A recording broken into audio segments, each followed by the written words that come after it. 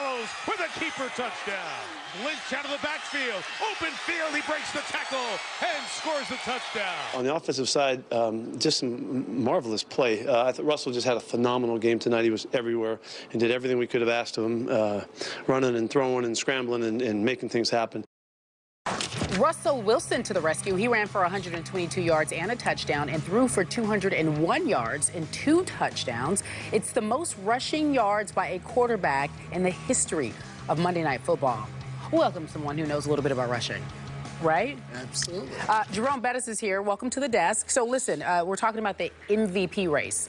I'm hearing Phillip Rivers. Somebody said J.J. Watt.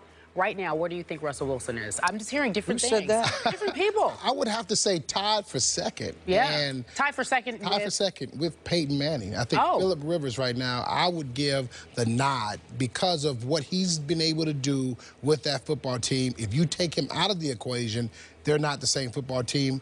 Likewise with Peyton Manning. And so when I look at the scenario, we talk about the rushing yards.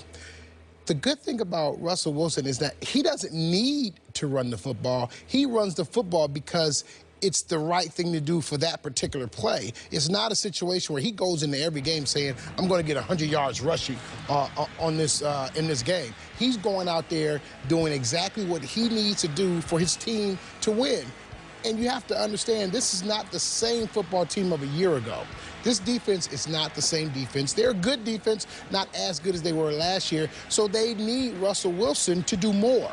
And he stepped up to the plate, and he's doing more. Not necessarily throwing more, but he's making more plays and putting them in better plays down the stretch. And that's why they're continuing to win football games. Okay, so as a running back, when you see him rushing for 122 yards, concern you at all? Doug Baldwin said he didn't like it. He is the smartest runner of any quarterback, I believe, in the NFL, because he doesn't take the hits when he runs. I mean, he's looking around. He's getting all the possible yardage. He's not going to take one extra yard. He's out of bounds because he understands that he needs to be available for the next play. And so he's not going out there putting himself at risk. And I think that's the greatness of Russell Wilson when he runs the football. So he's not going out there, you know, just throwing his body at people. He's not greedy. He's not greedy. He's smart. Yeah. He's intelligent. And he's doing everything he has to do to put his team in the best position to win. His defense, he has to pick them up at times because they didn't play particularly well against the Redskins.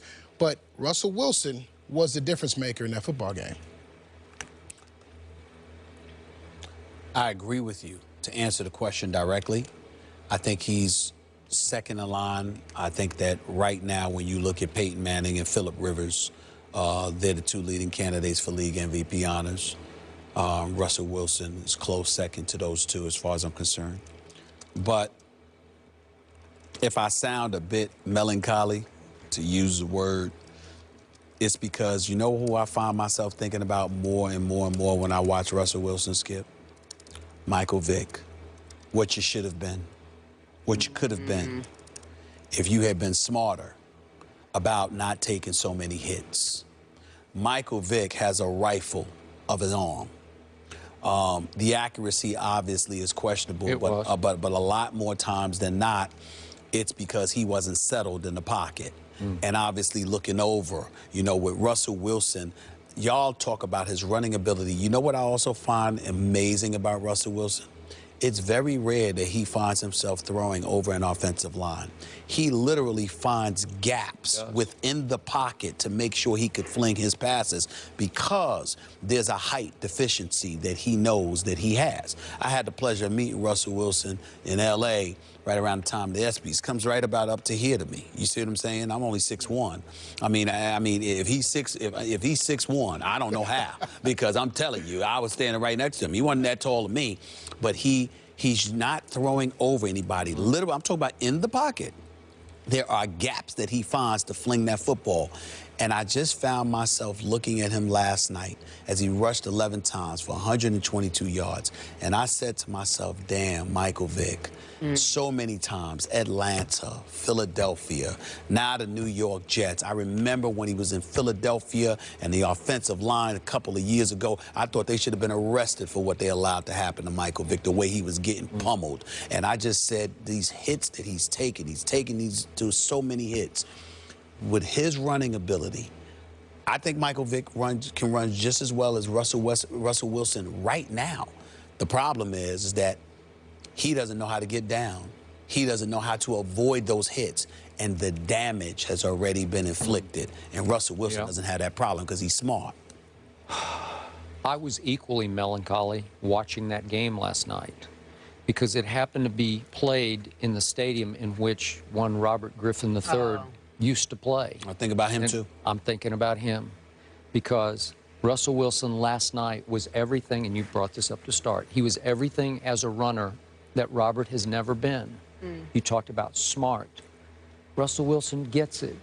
He took one little minor shot in the middle of the field last night, but for the most part, he'll take his 20 yards, smile, and slide. Yeah. And it just drives defenses crazy. Yep.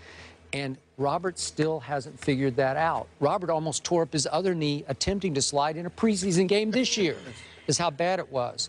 Listen, Russell Wilson is way, way better than I ever thought he would be at 5 feet 11 inches tall when I watched him at North Carolina State and at Wisconsin. I got it when he went 75th in the draft overall, but if you redrafted today, this is just me, but I think I would go Luck, RG3, and then I would go Russell Wilson third in that draft. And I think he would be drafted there, though most people would probably take him over Robert now. Right? Is that how it would go? They would take him over Robert. Yeah, okay. Well, I'm not. I'm going to hang in with Robert because I got to give him one more shot here. But now back to MVP. You know how I feel about Philip Rivers, and he does lead the league in QBR now, so he's my number one. My number two in MVP is DeMarco Murray. And I'm surprised at you that you didn't even mention a running back who is flat out lifting a team to another level that most people thought it didn't belong, right? I'm nervous. I'm just nervous. Well, so is he. From a health standpoint. Well, he's happy nervous about it, I think. What are you nervous about? I'm just concerned with his health issues in the past. Can he go through a full season? Well, can he be a 320 carry running back for a season? My man Stephen A. has brought it up 5 times on the show. Many times. I will say this to you and all you Cowboy fans out there. As of week 5, DeMarco Murray should be a very, very strong candidate for league MVP. Absolutely. Thank you. As of right now. Because when you consider what Dallas has been, this is the bottom line. And Coach Herm Edwards reminded me of this yesterday when he was on my radio show. DeMarco Murray, it's not just about what he's doing for the offense. It's what he's doing for the defense. Absolutely. Because the Dallas Cowboys, I believe, are like 5th in time of possession in the NFL. As a result, the defense is not on the field. And that is what is shielding them. I agree. A lot of people believe that the Dallas Cowboys defense is so vastly improved, when in all actuality, we don't know because they haven't been but so exposed because DeMarco Murray is running the ball so effectively. Dallas is moving the chains. They're controlling the clock. They've got time of possession. They're moving the chains. And as a result, not only is the defense rested, but the defense is relatively inactive compared to what it once was. So, therefore, DeMarco Murray is the primary reason the Dallas Cowboys are 4-1. And based on that, put him right there with Russell Wilson as a close number 2 to league MVP honors. Dare I say, it might be him and Philip Rivers who are number 1, and Peyton Manning and Russell Wilson maybe. That's how I have it. But real quick, in Russell's favor, remember, the one game he lost head-to-head with Philip had the ball for 42 minutes to Russell's 18 minutes in 118-degree temperatures. So, again, maybe I'm conflicted about this because I'm doing him a disservice to have him 4th on my list, just slightly behind Peyton. Okay. Now, I spoke about the DeMarco Murray effect right on this show in the offseason. And the question was raised about where would the Dallas Cowboys be and are they going to be last? And I said no. And the reason was, I said, if DeMarco Murray can run the football and create a time of possession issue, they will be a better defense in the long run, and the team will be a better team. And I spoke to that effect because I knew what type of offense they have, and I referenced it back to the Steelers and about how our offense made our defense number 1 in defense. Every year we were number 1 in rushing. So there was a direct correlation. I would say this. as we sit here and have this conversation, Phillip Rivers would be my leading candidate for league MVP honors. DeMarco Murray would be number 2. Thank you. Peyton Manning would be number 3. And Russell Westbrook would be number 4. Even though Russell Westbrook is still 4-1. Russell Wilson. I'm talking about why I keep saying Russell Wilson. Absolutely. Even though Russell is 4-1, bottom line is that they struggled some games, struggled against San Diego because of the weather, struggled against Denver, letting Denver come back. Last night he was sensational running the football, but I would just give your top 4. I would not argue. I would not argue with the top 4. DeMarco Murray. I believe we have to. Number 2. You got to put him in the argument. Okay. I would look at Peyton Manning and Russell Wilson possibly as a flip there, because I think Russell Wilson to his football team is more important, because we're not getting the running game that we have been getting from Seattle as a whole. So I would go Russell Wilson 3. Okay, where's DeMarco for you? I'm sorry. DeMarco's 2. 2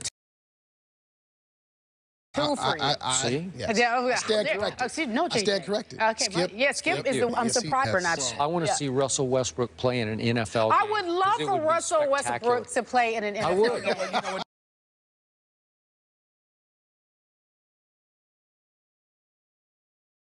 That would be amazing. I do first. See, this is how they get me. I do First Take.